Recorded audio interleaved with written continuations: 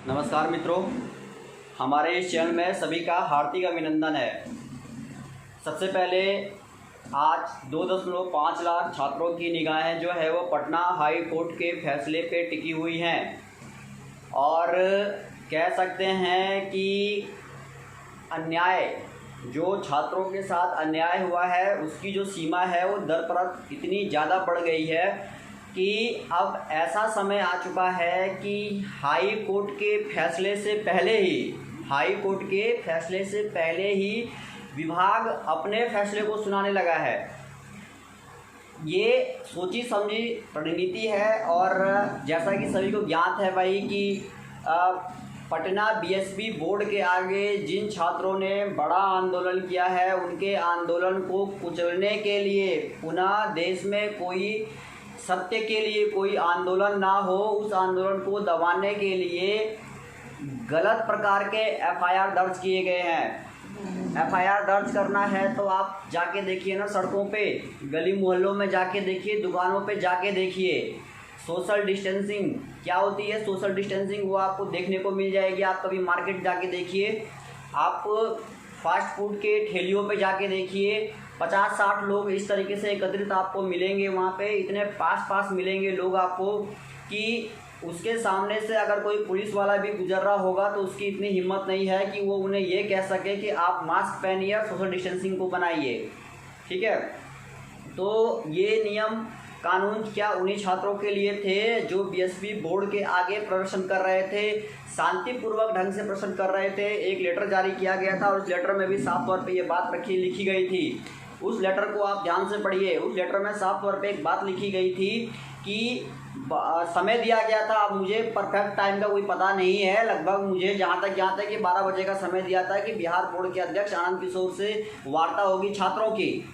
और उस लेटर, जब वो लेटर लिखा गया था और जब बिहार बोर्ड के अध्यक्ष उनसे मिलना चाहते थे तो क्यों नहीं मिले बिहार बोर्ड के अध्यक्ष उनसे? सबसे पहला मुद्दा ये उठता है, ये क्यों नहीं मिले। यानी कि ये कहा जा सकता है कि चोर की दाढ़ी में तिनका, क्यों नहीं मिले। पहली बात ये रही, उनको मिलना चाहिए था छात्रों से। जो छात्र भूखे प्यासे इतनी दूर, कोई किसी के इलाके में बाढ़ आया है, कहीं गाड़ियां नहीं चल रही हैं, किसी के घर वाले किसी भी बच्चे को, अपने बच्चे को आंदोलन के लिए भेजने के लिए राजी नहीं होंगे। लेकिन छात्रों ने अपने भविष्य को देखते हुए इस कोरोना वायरस संक्रमण में भी पटना बीएसपी बोर्ड कार्यालय के सामने पहुंचे थे। लेकिन कार्यालय के सामने पहुंचना और बीएसपी बोर्ड अध्यक्ष का ना मिलना अपने आप पे सबसे बड़ा सवाल खड़ा करता है। दूसरी बात ये रही कि जिन छात्रों पर एफआईआर दर्ज किया गया है वो किस बात का एफआईआर दर्ज किया गया है, ये मैं आपसे पूछना चाहूँगा। क्योंकि जब खुद बिहार बोर्ड अध्यक्ष आनंद किशोर ने ये बात कही थी कि भाई वो छात्र से मिलना चाहते हैं तो अपनी बातों से वो कैसे मुकर सकते हैं, पहली बात ये रही। और जो आपने लेटर देखा था उस लेटर में साफ तौर पे ये बात लिखी गई थी कि वो छात्रों से वार्ता करेंगे और मिलेंगे। लेकिन उसी लेटर में रिप्लाई में क्या आता है कि छात्र जो थे उन्होंने कोविड-19 का पालन नहीं किया है, सोशल डिस्टेंसिंग मेंटेन नहीं की है, हंगामा मचाया है, तोड़ फोड़ किया है, ये तमाम बातें लिखी गई थी। और कुछ छात्रों पे एफआईआर दर्ज कर दिया गया है जो कि केवल अपने इस मांग के लिए थे कि एक आश्वासन मिले उन्हें। अगर रिजल्ट को रद्द कर दिया गया है तो कौन से अधिकारी हैं इसके पीछे किन अधिकारियों का हाथ है वो बताया जाए। और अगर रिजल्ट रद्द करने का क्या कारण था, यही कारण था ना कि धांधली हुई है। कुछ परीक्षा केंद्रों के अधिकारी मिले थे जिन्होंने कि पेपर को पहले लीक कराया, तो उन अधिकारियों पे अगर कार्रवाई की जा रही है तो उसका एक ब्यौरा तैयार किया जाए, उसका एक रिपोर्ट तैयार करके सार्वजनिक किया जाए। लेटर तो रोज सार्वजनिक हो जाते हैं, आपने रोज देखा है, एक ऑफिशियल लेटर जारी हो जाता है और ऑफिशियल लेटर जारी हो जाता है उसको व्हाट्सएप ग्रुप में डाल दिया जाता है। लेकिन क्या ये सांत्वना नहीं देना चाहिए छात्रों को? अगर रिजल्ट रद्द किया जा रहा है या रिजल्ट नहीं जारी किया जा रहा है तो इसके पीछे जिन अधिकारियों की मिली भगती है या जिन अधिकारियों ने मिलकर ये धांधली को आगे अंजाम दिया है। क्योंकि आपने देखा होगा सबसे पहले ये खबर जब न्यूज़पेपर में छापी गई थी तो इसमें यही बात लिखी गई थी, ये बात काफ़ी गहराई से लिखी गई थी कि कुछ केंद्रों पे हंगामे हुए हैं और जो जांच हुई है उसमें कुछ अधिकारी पकड़े गए तो उनके नामों को सार्वजनिक किया जाए ना, उनके नामों को क्यों छिपाया जा रहा है।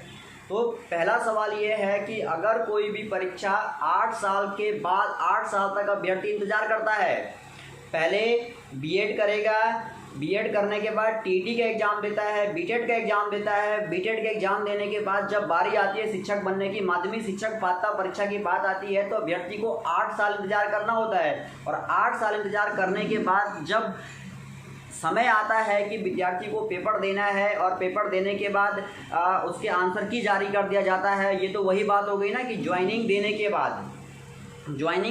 बाद यानी कि टीचर की नियुक्ति हो जाने के बाद उसे उस पद से निकाल देना, ये तो वही वाली बात हो गई। तो जब ज्वाइनिंग लेटर कई आपने जगह देखा होगा, ऐसी आपने देखा होगा कि भाई बिहार के ही कई सारी परीक्षाएं हुई हैं, आपने देखा होगा चाहे बिहार दरोगा का परीक्षा हुआ उसमें व्यापक मामले में धांधली हुई, लेकिन उसके बाद भी बिहार बोर्ड ने उस परीक्षा को रद्द नहीं किया। अरे भाई आप एसटीटी के ही पीछे क्यों पड़े हैं, और भी तो तमाम सारी परीक्षाएं हो रही हैं। 8 साल तक छात्र इंतज़ार करता है कि अब कहीं ना कहीं 8 साल के बाद पेपर हुआ है, उसका आंसर की जारी कर दिया गया है, जिस दिन रिजल्ट आने वाला होता है उस दिन ये खबर आती है दूसरे दिन की भाई परीक्षा को रद्द कर दिया गया। अरे भाई अगर परीक्षा को रद्द करना है तो उन अधिकारियों के नाम आप सार्वजनिक कीजिए ना, आप छात्रों को बताइए कि भाई इतने इतने ये अधिकारी थे, इनको निलंबित कर दिया गया है और ये सारे ऐसे अधिकारी हैं जिनकी मिली भगत से ये परीक्षा में गड़बड़ी आई है। ऐसा करने से तो आप डर रहे हैं। और इतना तो छोड़िए, आप लोग खुद ये बात कह रहे थे कि पहली बार इतनी साफ सुथरी परीक्षा हुई है और बिहार बोर्ड के आनंद किशोर जी जो हैं बिहार बोर्ड अध्यक्ष, वो काफ़ी कर्मठ अधिकारी हैं, उनके देख रेख में धांधली होती नहीं है। तो भाई 2 मिनट अगर छात्रों से मिल लेते तो क्या कुछ बिगड़ जाता, कुछ नहीं बिगड़ने वाला था, एक सांत्वना मिलती। लेकिन उल्टा मिला क्या छात्रों को, ये दर्ज कराया गया है कि अगर सच के लिए अगर लड़ाई किया जाए तो उसके पीछे एफआईआर दर्ज किया जाता है, एफआईआर दर्ज करने के बाद आंदोलन को दबाया जाता है। आपको खुद ज्ञात है कि कोरोना वायरस में आंदोलन करना अपने आप में कितना बड़ा रिस्क है, लेकिन इसके बावजूद भी आंदोलन को दबाने के लिए एफआईआर किया जाता है। आज सबकी निगाहें, आज जितने भी छात्र हैं सबकी निगाहें पटना हाई कोर्ट में टिकी हुई है, लेकिन बिहार बोर्ड शिक्षा विभाग की निगाहें पटना हाई कोर्ट में नहीं टिकी हुई है, क्योंकि बोर्ड जो है हाई कोर्ट के फैसले से अपने को ऊपर मानता है। अगर इससे ऊपर नहीं मानता तो क्या जब तक हाई कोर्ट का आदेश नहीं आ जाता विभाग को रुकना नहीं चाहिए। दूसरी बात, विभाग जो बातें कर रहा है, लेटर जारी करना, न्यूज़पेपर में दे देना कि ऑनलाइन माध्यम से आपकी परीक्षा हो रही है, बेल्ट्रॉन करवा रहा है परीक्षा। अरे भाई आप ये बताइए कि आज का न्यूज़पेपर आपने पढ़ा होगा 30 सितंबर तक जो विद्यालय हैं वो नहीं खोले जाएंगे। अरे भाई जब 30 सितंबर तक कॉलेज नहीं खुलेंगे, विद्यालय नहीं खुलेंगे, तो क्या आप 9 सितंबर से परीक्षा कैसे करा सकते हैं। सवाल है ना, सवाल का जवाब दीजिए आप।